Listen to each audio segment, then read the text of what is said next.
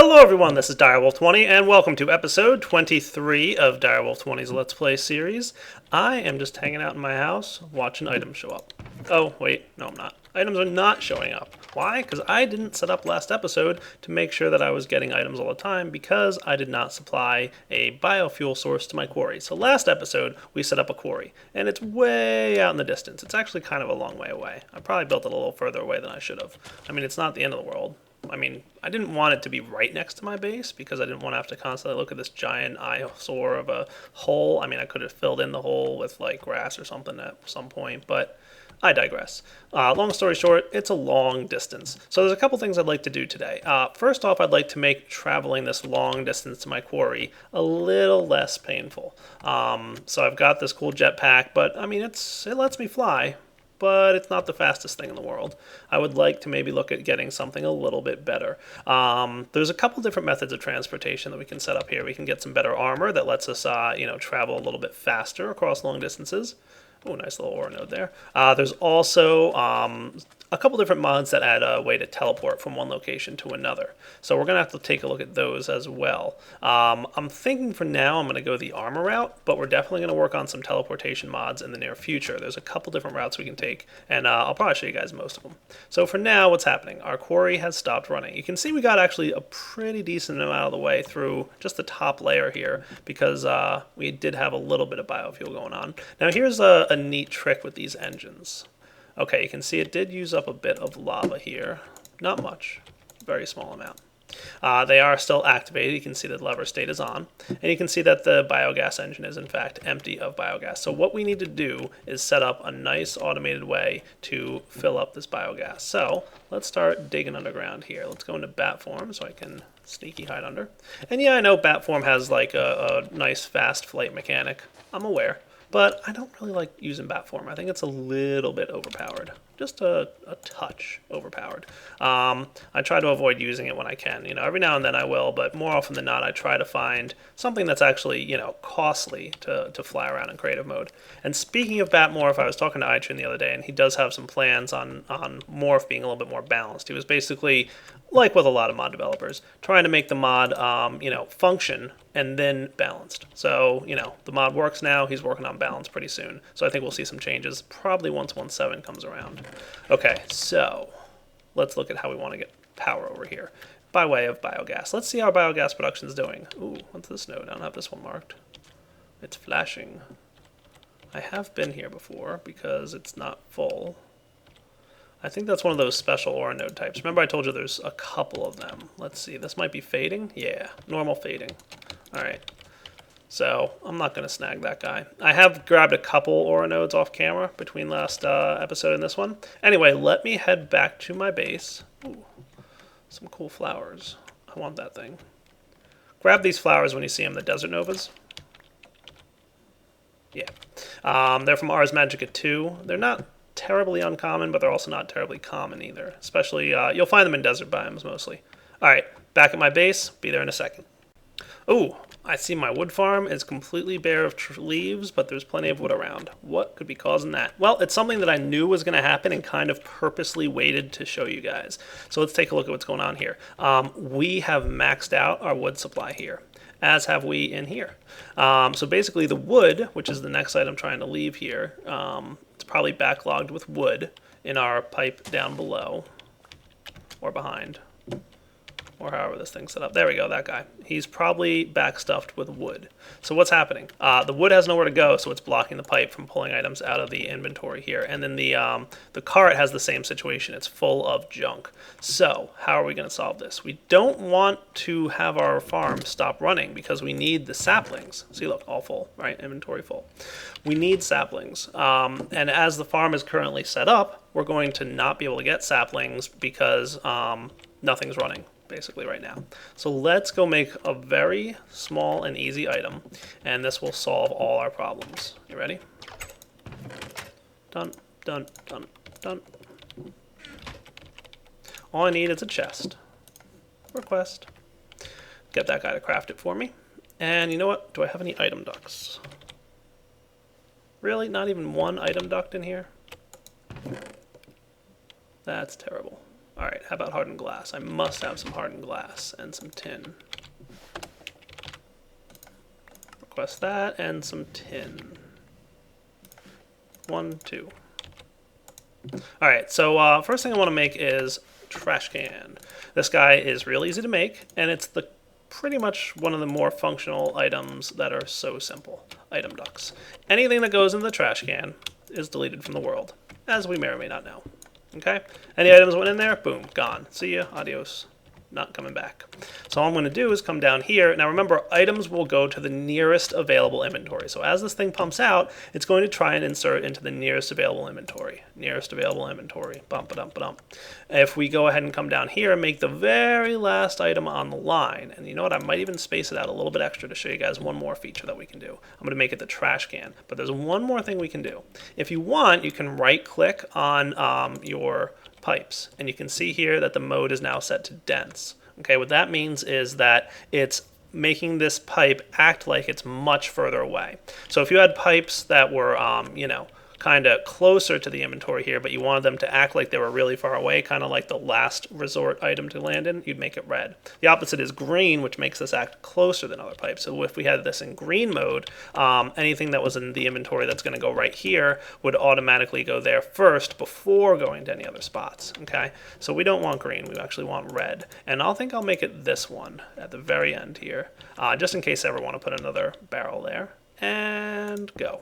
So the very last available inventory is going to be this trash can. And now all the wood from this guy is going to get pumped out. So you can see we did have a big, large backstuffing of wood. And don't worry, the saplings will continue to go in. So you can see the saplings and the charcoal making their way to the available inventories. Once the charcoal inventory fills up completely, which it looks like it's kind of close to being able to happen, the same deal is going to happen here. What we're going to find out is that the charcoal will get voided into the trash can automatically. Pretty neat, right? So that's your solution in case you were, using my tree farm. I kind of purposely left it in this state to show you and demonstrate the trash can and the usefulness of destroying the wood, because I knew there would be a point where we'd run out of inventory space. Okay, so this guy is depositing off all his items, doing a good job. Plenty of cool stuff happening here. We'll leave this be, and now we will be destroying wood. Okay, but we're going to have barrels full of wood and charcoal, and we'll continue to collect saplings and apples until we, fill up those things. So we don't have a ton of apples, so we're probably going to want to hold off on the juice thing. Now, let's get our quarry running.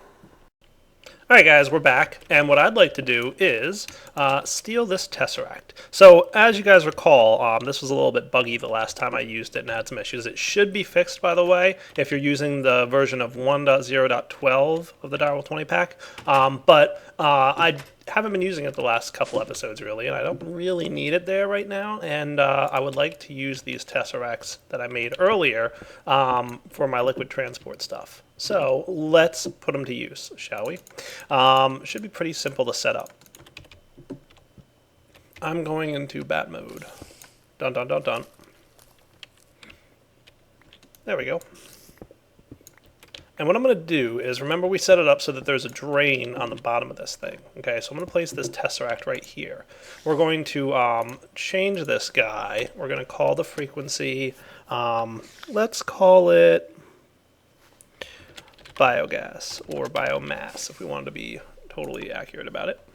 All right, and what we'll do is we'll set the configuration to be fluid send only. So this guy's only going to send fluids. I'm going to place this thing right here, and you'll notice that it instantly fills the pipe, or the fluid duct. The reason for that is any of the iron tanks, if you place a pipe on the bottom, like that, it's going to automatically output to that slot there. So it's going to just dump straight down because it's outputting to the bottom. Cool. Excellent. So that should be that. Let's head out and go visit our quarry. Meet you guys out there. All right, let's shift back into bat mode here so we can get in there easily. We want to make sure we're using fluid ducts, and we're just going to pump it like so, right underneath here. Cool. And what I'm thinking I'll do is just run it straight to here and then we'll have this guy, and we're going to change this guy. Again, he's already set to frequency 1 because they retain their settings when they're picked up and stuff. We're going to change this guy to receive mode. And what that should do is start receiving some biomass. Sweet. So the engines are getting their required biomass. Excellent. Now they should start generating energy, transferring that energy directly into our quarry, which you can see is happening pretty well. And the quarry should start picking up speed and doing its thing. So there it goes. It's mining for us. Excellent. So now we've got automated mining. So now that we're collecting a bunch of resources, I'd like to put them to use. Well, I don't have them yet, but I've got enough that I don't have to worry too much about resources right now because I'm, mining as much as I am. So again, this is still kind of slow. If you look at it, it's an expensive machine, requires steady energy, a little bit of maintenance, kind of slow. It's going to take a while for this to kind of really tear through the landscape for us. Trust me, I've got some plans coming up in a future episode where we'll have a lot more interesting stuff. I'll meet you back at my base in a minute. Oh, you know what? I'm getting a little bit low on food. I want to go see how my golems are doing. Oh, that's not good. Looks like my golems have vanished. I have a suspicion on what might be happening with these guys. I was afraid it might happen. I didn't think it would happen that quickly, but yeah. I think there's some enemies in the game that can attack golems now. Specifically, Hecates from Ars Magica 2 can attack golems, and I think there's a couple others. So wow, we didn't really get much of anything. I guess that's the problem with entity-based item collection and such. So you need to be a little bit more protective of your golems than I have been. I think what I'm going to need to do is come up with a better way to harvest plants. But we'll have to get to that in a little bit. I want to work on something even more interesting right now, something that'll help me out. Let's take a look at power suits. That's right, I want to make myself a power suit. It's been a while since I've had one, and because my quarry's so far away, I'd like to be able to travel a little bit faster to get out there and take care of the stuff that I need to take care of. Now, I'm not going to lie to you guys, the modular power suit mod is expensive, but it's also very powerful and allows you to, do a lot of cool stuff with your suits. Modular power suits allows you to build basically armor and a tool. The power fist is the tool, and they can do all kinds of cool stuff, and there's all these different modules you can add to it. They have an energy cost. You can upgrade the battery so you can store more energy within the suit. There's a weight system. There's a heat-based system for, distributing the heat that's created from some of the modules. Just a whole bunch of neat stuff added to power suits. Let's get started playing with them a little bit. So let's take a look at the recipe for power suits. Now, these guys are having a couple different types of recipes, okay? So you can see here, you can either use wiring, which is some gold cable and some redstone, or you can use copper and silver to make wiring. So there's a couple different types of recipes for this. One of them based on industrial craft stuff, and one of them based on non-industrial craft stuff. So your options are up to you, however you want to do stuff. I think we're pretty good to do it with the industrial craft thing. So we're going to need some electronic circuits. We're also going to need a power armor tinker table. Okay, so that's going to need a basic machine crafting, casing, electronic circuit from IC2, and an emerald. Or we could do it with thermal expansion stuff. Ooh, Electrum, huh? Okay. Why don't I take a look downstairs and see? Well, yeah. I'm going to start making the stuff I need for this. Oh good, we can see a lot of items coming in. Mostly sand, of course, because we're, tearing through a desert right now. But hey, the good news is we should have 64 stacks of sand, which will be nice. Cool. All right, I'll be back in a minute once I'm ready to start crafting. All right, guys, one of the things I'm going to recommend that you invest on early on is an electric tree tap. It's something you're definitely going to want to get your hands on. So in order to make this guy, we're going to need a battery. And let's see if I can craft this thing. All right, so we're going to need a couple iron casings. We're going to need one of those electric motors, a circuit, a rechargeable battery, and some uninsulated copper cable. And that'll give us a power unit, okay? And then if we attach that power unit to just a regular old tree tap, we get ourselves the electric tree tap. Very nice. So you're going to have a lot of needs and uses for industrial craft rubber. And like I said, we're going to automate creation of this at some point, obviously. But for now, we've got a nice electric tree tap ready to roll. You're also going to want to make an electric wrench at some point, too. I've been using just a regular old wrench. An electric wrenches are really nice because there's a couple benefits you can get to using them. But we'll get into some more of that later. So for now, why don't I just harvest a little bit of rubber because I'm going to need that in order to get my power suit station ready to go.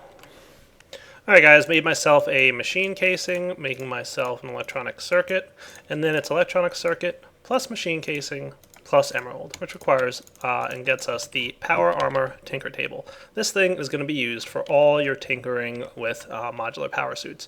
I can't place it right there because that little upgrade modifier is actually a block, so let's put them, I guess, right here. It doesn't have an inventory, so it shouldn't be affecting the assembly table. Remember, don't put on other inventories next to this, like any block with an inventory in it, because the assembly table will output the items it makes to an adjacent inventory. And we don't want to let that happen. So, no modular power suit items found in inventory. Make some. Okay, if you insist. So in order to get some modular power suit items, we're going to need some rubber. I'm going to need a little bit more. Come on, finish up that one cycle, and then we'll grab this stuff. Cool. There we go. 19. It might be enough. We'll see.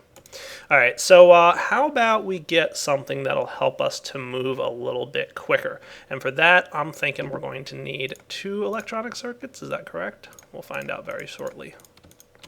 Okay, so 1, 2, 1, 2.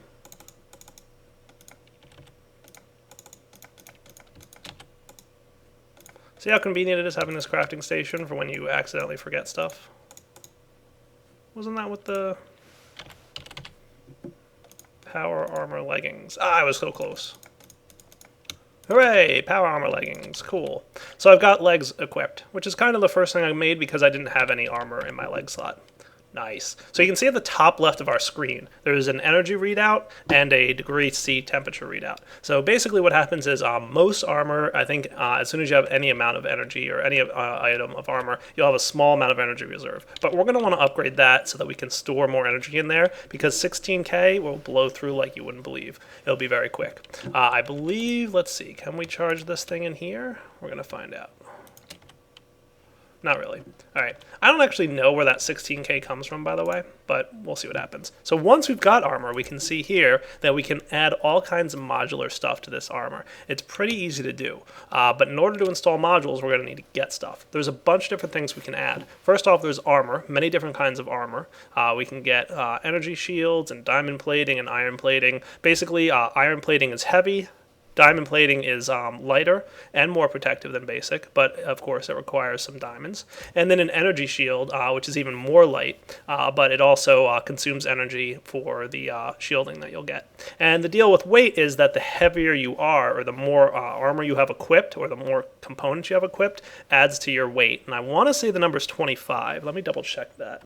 All right, yeah, I did just go check, and it is 25 kilograms of weight. Once you get up to that point, your movement speed will slow down. So another thing I want to make, aside from the legs, is the armor. So why don't I make that real quick off camera? There we go. I've got some power armor. Now this guy can do similar things with energy and armor plating, but he can do other movement options like a parachute, which slows your descent while pressing shift in midair. You can also have a glider, which allows you kind of sneaking forward, which will kind of make you move forward a little bit while falling. And then the jetpack, which is really what I'm after. It's a much faster jetpack than the one that I've got from Industrial Craft 2, so it's kind of something I want to check out. And more on the fun, interesting side is you can have active camouflage, which kind of makes yourself invisible.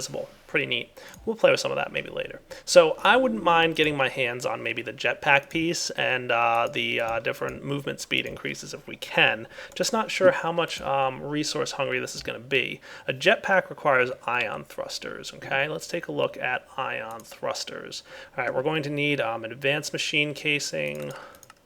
Yeah, or we can do it with Invar actually. That's kind of cool. I might want to do it with that. That might not be a terrible idea.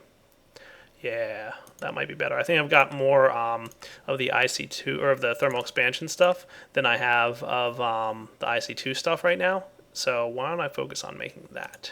All right, so this stuff can be silver and copper. It gets me 8. Lots of silver and copper. I do have a good amount of those resources. Okay, so let's take a look. I'm going to need 4 ion thrusters. Let's get them. And then finally, force field emitters. Let's see. Oh, those require tesseract frames, full tesseract frames. That's expensive. My other option is 4 ender pearls and some solenoids. Interesting. I think I could pull off the tesseract frames. They do require diamonds and enderium ingots, but I think I should be able to pull off the tesseract frames. So we need 1 tesseract frame per force field emitter. So we're going to need 8 full tesseract frames. Yikes. So a little quick math tells me I don't really have the ender pearls ready for the flight mechanic yet. So I'm going to need to get more ender pearls before I can do that. But let's see if I can get some of the movement speed increases and the jump speed increases that I would like to have. So for these I'm going to need, for movement speed, I'm going to need 4 servo motors. And for jump assist, I'm also going to need 4 servo motors. That sounds like a lot. Let's see. So pneumatic servos, which I shouldn't have a problem getting my hands on, and wiring and solenoids. Wiring I can make with copper and silver, lots of it. That's pretty good. And then finally, solenoids I should be able to make with lots of wiring. Okay, and some iron. I think I should be able to pull that off. Let's make it happen. Do I have pneumatic servos down here? Did I ever teach the system how to make those? Probably not. Okay. Let me get the components required, and then I'll craft it up and show you how to install them into the suit. One thing I wanted to show you guys while I was working on that, I just checked and I added sandstone to my terminus module here. I'll probably want to void the stuff soon anyway, but basically the reason I did that was because I was starting to fill up this chest with sandstone. It was getting pretty full. So let's get back to work. Alright guys, so funny enough, the wiring recipe, this one, isn't working. I'm not exactly sure why, but this one is. I'd have to check, maybe there's something a little bit funny with it. But no worries, I'm just grabbed a bunch of gold here and I'm running it through the metal former to make the requisite wiring. So let's toss it in here. It's a little bit more expensive than the other recipe, but at least it works. So I should now have 4 servo motors ready to go, I believe. Yes, hooray, awesome. Cool. So those are the first set of servo motors. So this should allow me to install some kind of boost to this thing. I can either go with the sprint assist or the jump assist. Let's go with sprint for now. I feel like that might be a good one to go with. So simply with the servo motors in your inventory, click the install button and you're done. That's it. Now you can adjust the configuration of this thing right in here. So we can see the compensation, which is basically the exhaustion compensation. So if you bump this up, it's going to change how much it compensates for your faster movement speed with regards to hunger.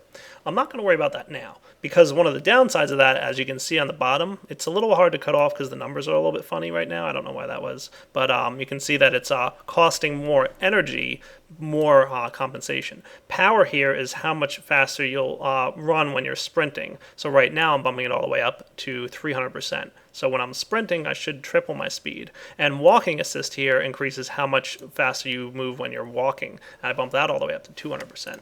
So that should be that. So now look how much faster I run just at a normal walking pace, and sprinting is much faster. Look at that. Nice. Now, of course, I think it's stacking with my different armor traits here with the boots of the traveler. So let's take them off. Yeah, we'll definitely see that there's a difference here, right? So this is normal speed, and this is sprinting. Cool. I like it. So definitely a bit faster and easier to walk around. And we can also see up at the top left there, our energy reserves. Well, that's interesting. Did I get more energy when I ate? I don't know what the deal was with that. So those built-in energy reserves, I'm not entirely sure what that is all about, but you can see it's definitely draining faster as I sprint. So we should probably get ourselves more energy storage. And for that, we're going to need a battery of sorts. I'm looking at the MV capacitor, a medium voltage battery. It can store a decent amount of energy. For that, we're going to need an energy crystal from IC2, or we can go with redstone energy conduit. I'll go with the redstone energy conduit. So that's just 2 electrum and a hardened glass. Do I even have any electrum in here? I do. I have a bunch. See? And a hardened glass. Just one. Cool. That and that. One of these should be able to get me the MV capacitor like so. Just one, please. I don't need any more than that. Cool. Let's go install this guy. So I don't really know what that energy is being used up with. I got to check with Machine Muse on that one. But where do we want to install this armor? Well, I feel like the chest plate's always kind of a nice place to install a battery. So the middle tier battery, the advanced battery here, integrates with the MV capacitor. If we want an elite battery, we need an HV capacitor, which would be much more expensive. We can install this, and we can choose the battery size. So we can see already that we've got some weight being affected here. This guy is not adding any weight, but the battery here has 2 kilograms of weight. Remember, I told you if you get up to 25, you're going to be overweight and you'll start moving slower. So we want to be very careful about that. IC2 tier really doesn't matter. It's just how fast the battery charges and what kind of energy it can accept. I'm just going to bump it up all the way up to the top there and see if that's okay. If not, we can change it. Battery size, this is where you affect your weight. And this basically determines the maximum energy. So right now we can hold 100 kilojoules of energy. So we can see we bumped it up a little bit. But if we wanted to increase that number, we just simply slide the bar. And that increases the amount of weight. If I bump it up all the way, it's 10 kilograms. Now remember, I said 25 is the limit. Cool. But now we've got a lot more energy storage. Pretty cool. And we can charge this guy up simply by tossing him either in the CESU. So we can see here we've got 9.9K out of 50. Or we can throw it into the energetic infuser. Let's see how well this charges it. Okay, it won't go into the CESU because of its energy tier. I had a feeling that might be the case. So if we lower the energy tier to maybe like a 2. Let's see if that works. Yep. Cool. Now look how much quickly it's draining that CESU. Done. Burned through it. So it does require a lot of power. Our other option here, like I said, energetic infuser is another way to go. We can toss this guy in there to get him charged up, but he will also drain very quickly. Wow. So these chest plates, or the energy cost for this stuff is pretty high. You're going to want to make sure you have a lot of energy. I kind of want to see how quickly I can get out to my quarry now. So this was one option. I might need to hold off on this option because I really don't have the resources for it yet. I was hoping I could pull it off, but it's already proven to be a little bit rough. Cool. Let's get our Boots of the Traveler back on and see how well we can move. I don't really have good jumping movement, but I do run pretty quick, so that's nice. A little bit slow on the jumping, too. Okay. So I am interested to see how my quarry's doing, so, ooh, you know what I should probably install?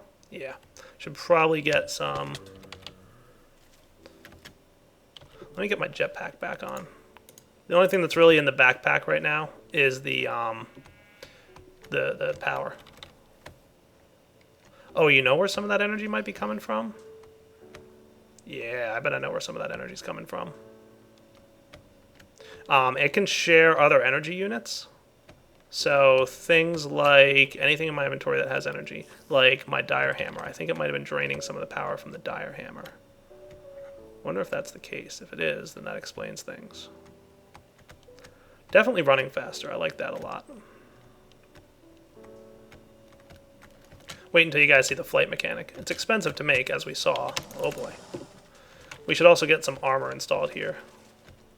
Wow, it's really nasty out here. Why don't I wait for daytime so all these enemies go away?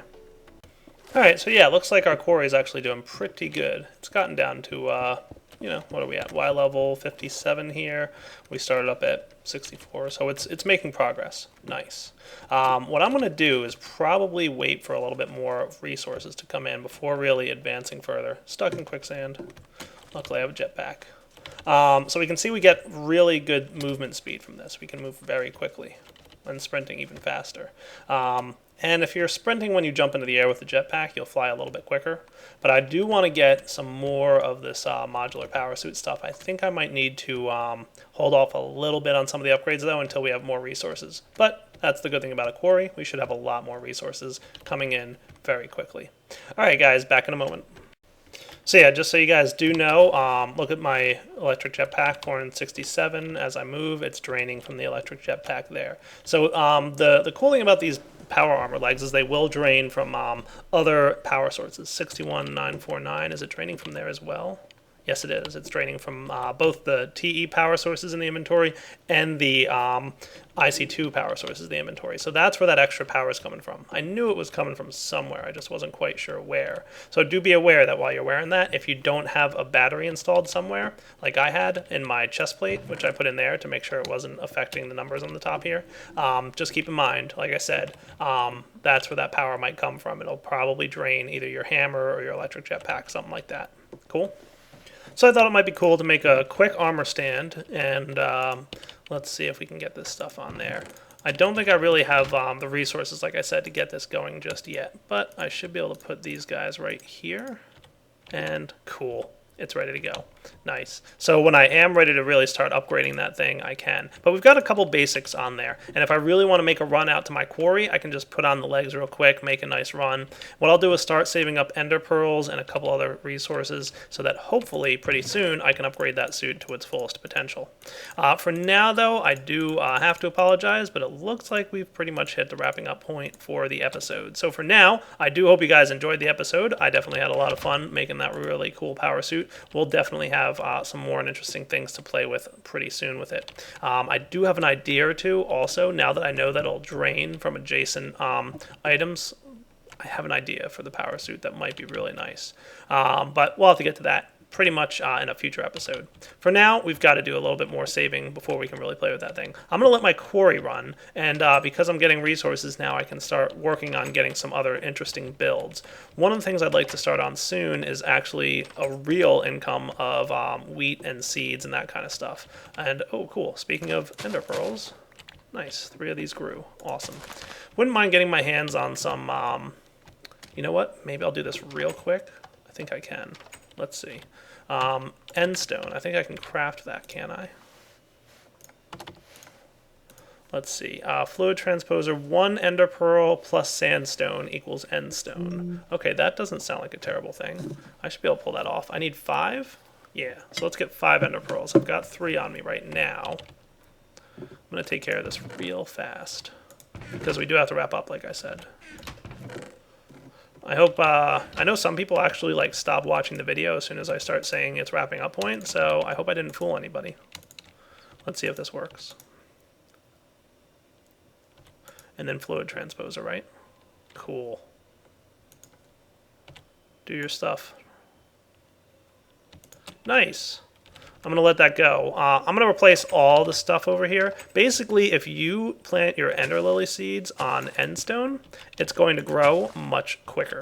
And there's also a small chance of doubling the lily seed when you break it. It's pretty small. It's not going to happen too often, but it is possible. So, you know, right now I've got 5 ender lily seeds. I may have 6 in the near future. We'll have to see. So what I'm going to do is just break all these and plant everything. There it is. Made me a little scared for a minute. On the end stone. All right, and now it's wrapping up point. So I hope you guys enjoyed the episode. This is Direwolf20 signing off. Take it easy.